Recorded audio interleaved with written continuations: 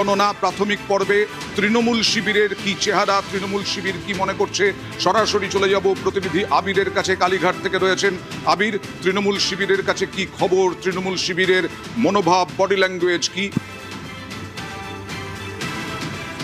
প্রথমত হচ্ছে, তুমি জানো যে প্রচারের শুরু থেকেই বারবার ধরে তৃণমূলের বক্তব্য ছিল যে কাউন্টিংয়ের প্রথম বেশ কয়েক ঘন্টা জুড়ে তাদের যারা প্রধান বিরোধী রাজনৈতিক দল তাদের যে লিডিং দেখানো হবে বা তারা লিড পাবে, সময়ের সাথে সাথে সেই ফল বদল হবে বলে তৃণমূল কংগ্রেস প্রথম থেকে তাদের যে বক্তব্য সেটা তুলে ধরেছিল। তো সেই বক্তব্যই এখনো পর্যন্ত তারা অনড় রয়েছে এবং তারা মনে করছে যে ম্যাজিক ফিগার ছোঁয়ার জন্য যে সংখ্যা দরকার সেটাকে তারা ছুঁয়ে ফেলতে পারবে এবং 2021-এর যে উদাহরণ তারা সেটা টানছে। সেখানে বলছে যে একদম প্রথম 4 থেকে 4.5 ঘন্টা বিভিন্ন জায়গা থেকে যে খবর এসে পৌঁছচ্ছিল যে বিভিন্ন আসনে তৃণমূল কংগ্রেস পিছিয়ে থাকছে, দুপুরবেলার পর থেকে সেই ফলের বদল হয়। তোমার সাথে কিছুক্ষণ আগেই যখন কথা হচ্ছিলাম আমি বলছিলাম যে পোস্টাল ব্যালটের প্রসঙ্গ বলছিলাম এবং পোস্টাল ব্যালটের পর বা পোস্টাল ব্যালটকে ঘিরে যেভাবে জোর টক্কর হয়েছে, হাড্ডাহাড্ডি লড়াই হয়েছে, সেটাকে তৃণমূল কংগ্রেস মনে করছে যে তাদের ক্ষেত্রে স্বস্তিদায়ক জায়গা তৈরি হতে পারে আগামী রাউন্ডগুলোতে, বিশেষত ইভিএমের গণনাগুলো করার ক্ষেত্রে।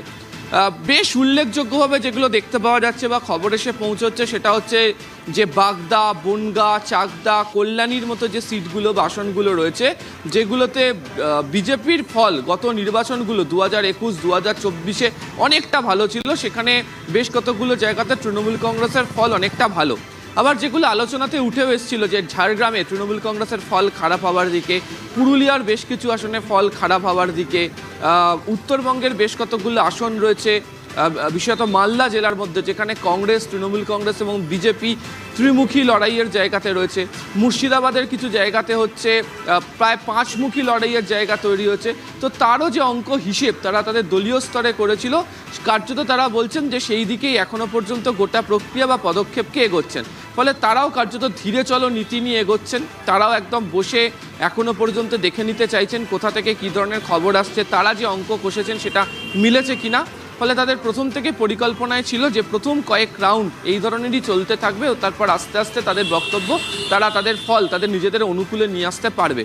তো সেই বক্তব্যতেই এখনো পর্যন্ত অনড় রয়েছে তৃণমূল কংগ্রেস নেতৃত্ব। তবে বারবার যেটা জানতে পারা যাচ্ছে যে তৃণমূলের শীর্ষ নেতৃত্বের তরফ থেকে কাউন্টিং বা বিভিন্ন জেলাগুলোতে যে সমস্ত নেতাদেরকে দায়িত্বে পাঠানো হয়েছে তাদের কাছে পরিষ্কার বার্তা পাঠানো হয়েছে যে কাউন্টিং টেবিল ছেড়ে এসে কোনোভাবেই আসা যাবে না, কারণ বহু জায়গাতে 100, 200, 300 ভোটের ব্যবধানে নানা ধরনের লড়াই হতে পারে।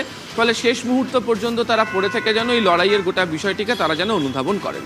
একেবারে এখনো পর্যন্ত প্রাথমিক যে ফলাফল, প্রাথমিক যে গণনার প্রাথমিক পর্ব এই মুহূর্তে, সেই প্রাথমিক পর্ব থেকে আরও ধৈর্য রাখতে চাইছে তৃণমূল, আরও বেশ কয়েক ঘন্টা অপেক্ষা করতে চাইছে। আমরা দেখি এবার হলদিয়ায় চলে যাই, কারণ নন্দীগ্রাম তো হটস্পট। নন্দীগ্রামের ভোটের গণনাও চলছে, হলদিয়ায় আরও বেশ কয়েকটি কেন্দ্রের গণনা চলছে। গণনা শুরু হয়েছে কিনা, ইভিএমের গণনা শুরু হয়েছে কিনা, নাকি পোস্টাল ব্যালটের গণনায় চলছে অর্ণব?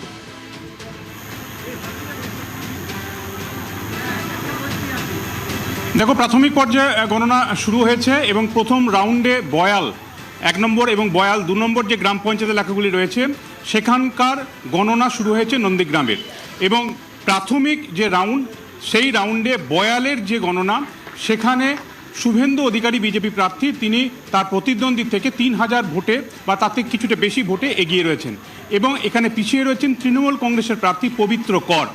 উল্লেখ্য, পবিত্র কর তিনি এই বয়াল গ্রাম পঞ্চায়েতের থেকেই তিনি প্রধান ছিলেন এবং এখান থেকেই তিনি তৃণমূলে গিয়েছিলেন রেজাল্ট যেদিন প্রার্থী ঘোষণা তার আগে। কাজেই পবিত্রগড়ের নিজের যে জায়গা, সেই জায়গায় তিনি ধরে রাখতে পারলেন না। প্রথম রাউন্ডের যে গণনা বয়ালে হলো তাতে এটা স্পষ্ট। সর্বোপরি জেলার যদি ফলাফল দেখা হয়, এখানে আরও 2টি বিধানসভা রয়েছে। দেখো, এখনো পর্যন্ত 19 থেকে 20 রাউন্ড গণনা হবে এমনটা জানানো হয়েছে। তার জন্য ট্যাবুলেশন চার্টও তৈরি করা হয়েছে। কিন্তু পোস্টাল ব্যালট পর্বে, প্রাথমিক পর্বে যে গণনা হয়েছে তাতে পূর্ব মেদিনীপুর কিন্তু হাড্ডাহাড্ডি লড়াই দিচ্ছে। কেন বলছি?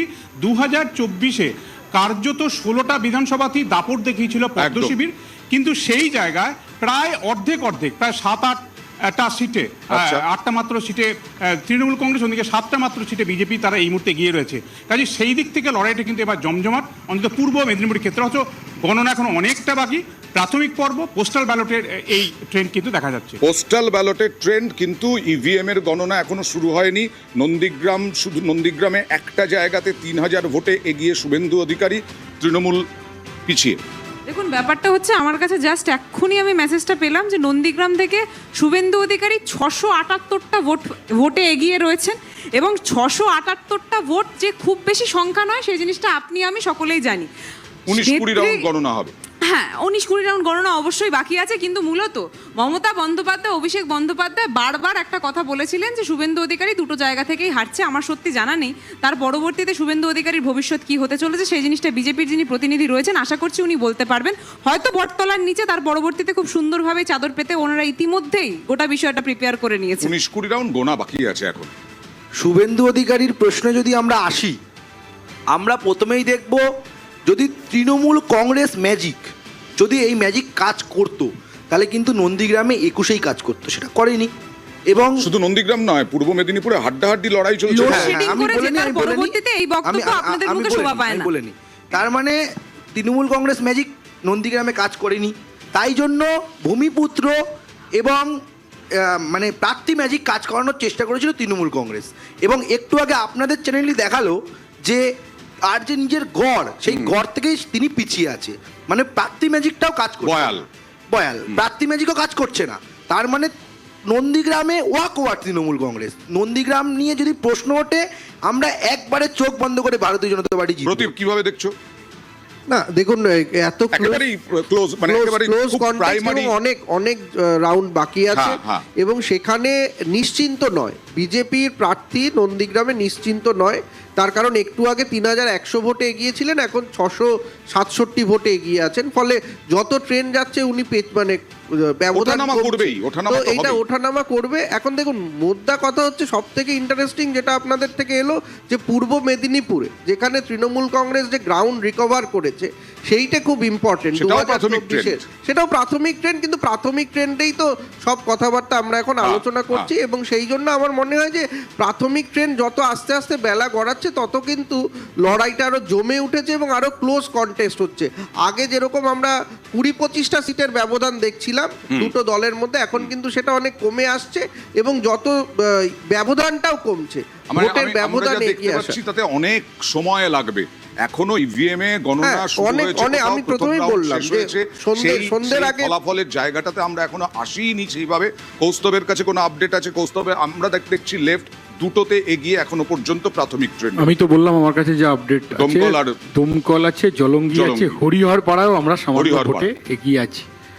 এখন আমি বলছি যেগুলো ফার্স্ট এর প্রথম দিকে ট্রেন্ড, কি মনে হচ্ছে? পোস্টালটা মুর্শিদাবাদে বামেদের অবশ্যই প্রভাব ছিল। শুধু মুর্শিদাবাদে না, বহু গোটা দিন ধরে। রাজ্যে প্রতিটা সিটে আমাদের ব্যাপক ভোট বাড়বে, এবং আমাদের ভোট বাড়বে এই কারণে আমরা বলছি যে আমাদের আশা তো, মানুষ ভোট দিয়েছে।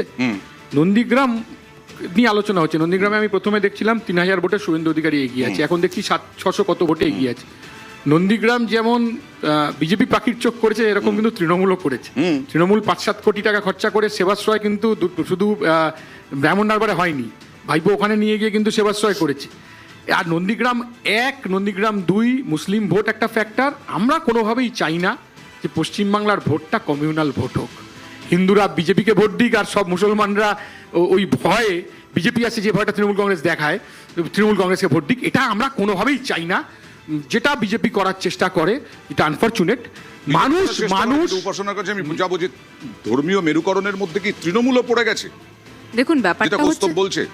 কৌস্তবদা যে কথাটা বলছে, সেখানে মূলত যেই কথাটা, যে জিনিসটা কৌস্তবদাকে বুঝতে হবে, যে ধর্মের রাজনীতি যেই দলটা করে গেছে সেই দলটার নাম কিন্তু বিজেপি।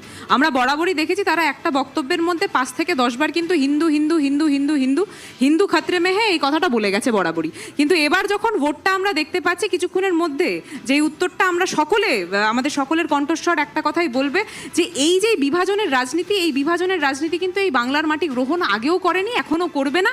তাই অর্থাৎ বিভাজনকে অনেকটা দূরে সরিয়ে প্রত্যেকটা জনগণ কিন্তু উন্নয়নের পক্ষেই ভোট দিচ্ছে এবং ভোটের রেজাল্ট খুব শীঘ্রই আমাদের সকলের চোখের সামনে উঠে আসবে। আর হ্যাঁ, এই কথাটাও স্পষ্ট করে দিই এখান থেকে, এই জিনিসটা রেকর্ড থাকুক যে নন্দীগ্রাম থেকে শুরু করে ভবানীপুর দুটো জায়গাতেই আমাদের বিজেপির যিনি প্রতিনিধি রয়েছেন ওনার অত্যন্ত প্রিয় দাদা যিনি লোডশেডিং করে জিতেছিলেন পূর্বে, উনি কিন্তু হারছেন। 1-9-6-5 মনে আছে? 1-9-6-5 আমি ওটা কথা বলবো। এইটা শুধু একটুখানি বলে দিলাম। এইবারে আমি দাদা একটু বলেন। ছোট করে একটু দূরে কথা। আমি বলছি আসলে এইটা দেখুন আনফরচুনেট, উপাসনা খুব খুশি হচ্ছে শুভেন্দু হারছে, ও খুশি হবে শুভেন্দু জিতলে, এটা স্বাভাবিক। কিন্তু বাচ্চারা কি বলছে জানো তো, বন্ধুর বিপরীত শব্দ হয়েছে এখন শুভেন্দু। মাস্টারমশাই বলছে বন্ধুর বিপরীত শব্দ লেখা হয়েছে শুভেন্দু, মানে এইরকম অবস্থা। ঠিক আছে, এইবারে আমি বলি দাদা একটু, এই যে ধর্মীয় মেরুকরণের রাজনীতির কথা বললেন তৃণমূলের প্রতিনিধি, আমি দুটো মুখ্যমন্ত্রীর নিজের মুখের ওয়ার্ড মনে করিয়ে দিতে চাই। 1 নম্বর দুদেল গাই বলে সম্বোধন করেছিল সংখ্যালঘু ভাই বোনেদের। 2 নম্বর ধর্মতলা থেকে দাঁড়িয়ে বলেছিল যে একটা বিশেষ আচ্ছা, আমি একটু আপনাদেরকে মনে করিয়ে দিই, তাহলে আমি একটু আপনাদেরকে মনে করিয়ে দিই যে এই কিভাবে আপনারা হিন্দু ভাইদের মাথার উপর টুপি পরিয়ে তারপর সেই জন্য আমি প্রশ্ন করেছিলাম। আমরা এই জিনিসটা আপনাদের সকলকে মনে করিয়ে দেওয়া অত্যন্ত ভীষণভাবে গুরুত্বপূর্ণ যে আমি এই জিনিসটা স্পষ্টভাবে বলতে চাই যে সব জায়গায় বিজেপি রয়েছে সেই সব জায়গায় হিন্দুদের মন্দির ভেঙে গুড়িয়ে দেওয়া হয়েছে। আপনি কিছুক্ষণ আগে রাম মন্দিরের কথা বলছিলেন, রামচন্দ্রকে দেখিয়ে তার পরবর্তীতে ভোট তোলার চেষ্টা করেছেন। সেই রামচন্দ্র কিন্তু আপনাদেরকে সেই অযোধ্যা থেকে কিভাবে পশ্চাতে তার পরবর্তীতে কি দিয়ে আপনাদের সকলকে বের করে আপনি ফলো করে যাচ্ছেন। এই বাংলার মাটি এই বিভাজনের রাজনীতি খায় না। ধর্মীয় এই যে বললো, আমি এটাই প্রশ্নটা করতে যাচ্ছিলাম, ধর্মীয় রাজনীতি, ধর্মীয় মেরুকরণের রাজনীতি কি খান মানুষ এখানকার?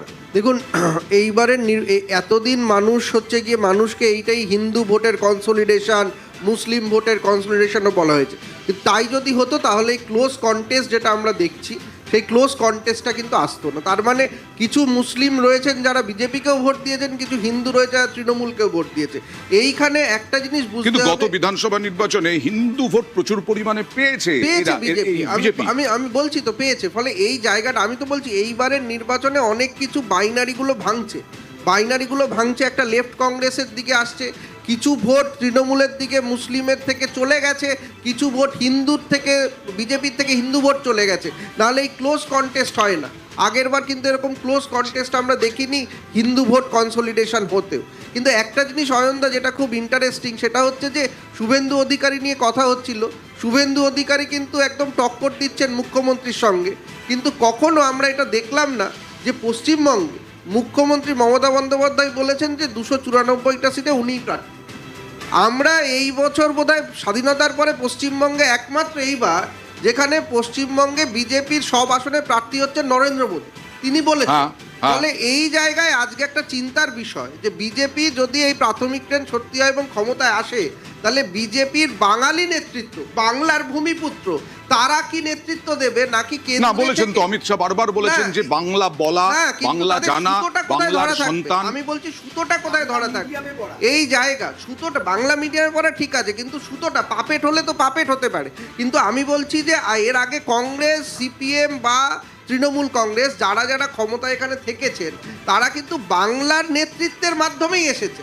ফলে এইখানে কিন্তু এখানে সমস্যাটা কোথায় আমি কৌস্তব, যদি প্রদীপ যা বলছে ডাবল ইঞ্জিন সরকার হলে বিজেপির বক্তব্য ব্যাপক উন্নতি হবে, সিএম পিএম একসাথে উন্নতি দিনে রাতে, এই স্লোগান দিয়েছে বিজেপি। স্লোগান তো দেওয়া যায়, কিন্তু মানুষের অভিজ্ঞতা কি, মানে এর থেকে বড় অসভ্যতা কি আছে? ভোটটা শেষ হতে পারলো না, অটো গ্যাসের দাম বেড়ে গেল, রান্নার গ্যাসের সিলিন্ডারের দাম বেড়ে গেল, পেট্রোল ডিজেলের দাম বেড়ে গেল, হোটেলগুলো উঠে যাবে। কি অবস্থা হয়েছে! তো আমি বলছি এইটাই তো এজেন্ডা হলো না এবারে নির্বাচনে, এসআইআর এজেন্ডা হলো। 2 টাকার কেরোসিন তেল আজকে কি দাম হয়েছে! বিরাট কোহলিও এত দ্রুত সেঞ্চুরি করতে পারে না, কেরোসিন তেলের দাম আজকে কিছু বছর আগে 2 টাকা ছিল। এই কি অবস্থা হয়েছে! রান্নার গ্যাসে অয়নদা কত টাকা ভর্তুকি দিয়ে শুরু হয়েছিল? 419 টাকা 20 পয়সা। এ মাসে কত টাকা ভর্তুকি তুমি পেয়েছো রান্নার গ্যাসে? শুধু 19 টাকা পেয়েছো। এবং এখনো আশঙ্কায় পেট্রোল আর ডিজেলের, যে পেট্রোল ডিজেলের দাম বাড়লো বলে। হ্যাঁ, বাড়বে এক্ষুনি। আমি বলছি পেট্রোল আর ডিজেলের দামের পার্থক্য থাকবে না কেন অয়নদা? আমাকে বুঝিয়ে বলো তো। ডিজেলের দাম বাড়লে সব জিনিসের দাম বাড়ে। হ্যাঁ, ডিজেল কি কাজে লাগে আর পেট্রোল কি কাজে লাগে? গাড়ির কোম্পানিগুলোর কাছ থেকে ইলেকট্রাল বন্ডের টাকা নিয়ে বিজেপি পেট্রোল আর ডিজেলের দাম এক করে দিচ্ছে।